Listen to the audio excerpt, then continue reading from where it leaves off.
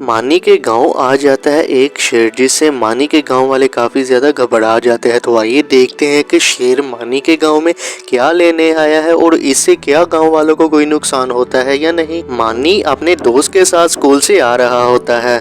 यार जुनेद, आज स्कूल से बहुत काम मिल गया है। सर भी पता नहीं इतना ज्यादा काम क्यों दे देते हैं। हाँ यार, आज तो हम कहीं खेलने भी नहीं जा सकेंगे। हाँ जुनेद, चलो हम खेलने नहीं जा सकते तो क्या हुआ, मैं तुम्हारे घर ही आ जाऊंगा, फिर हम इकट्ठे बैठकर ही स्कूल का काम करेंगे। एक लड़का भागकर आ रहा होता है। क्या हुआ है अंकल आपको? आप तो ऐसे भाग रहे हैं जैसे आपने शेर देख लिया हो। हाँ मानी, शेर ही देख लिया है क्योंकि अपने गांव में शेर आ गया है। क्या अपने गांव में शेर आ गया है? जुनेद जल्दी से भागो यहाँ से।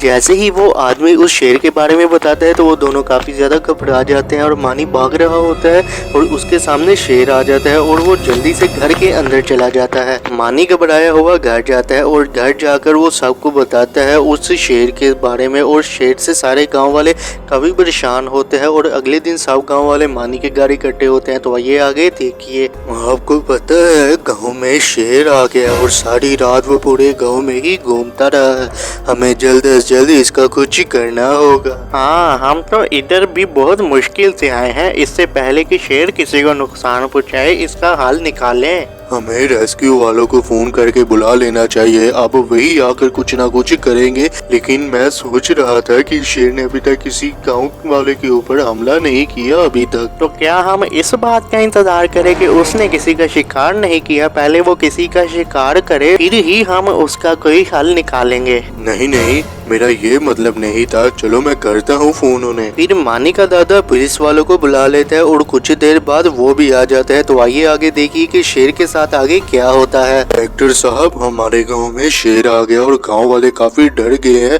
आप पकड़े उन्हें। अब फिक्र न करे, हम उसे अभी पकड़ लेते हैं। फिर सब गांव वाले शेर को ढूंढने जाते हैं, लेकिन पहले तो शेर नहीं मिलता और अचानक ही उन्हें एक जगह पर शेर दिखाई देता है। वो देखे, वो रहा शेर। इधर लाओ मेरी गन, मुझे जल्दी से पकड़ाओ। शेर वही खड़ा रहता है और मानी का दादा कुछ सोचता है। इस शेर ने कल से किसी के ऊपर हमला नहीं किया। अगर चाहता तो ये गांव में काफी लोगों का शिकार कर सकता था। इंस्पेक्टर साहब रुकिए, आप इसे गोली ना मारे। हम इसे जंगल में ले जाते हैं क्योंकि इसने हमें कोई नुकसान नहीं पहुंचाया, तो हमें भी ऐसा नहीं करना चाहिए। फिर वो शेर को अपनी वैन में बिठा कर जंगल में ले जाते हैं।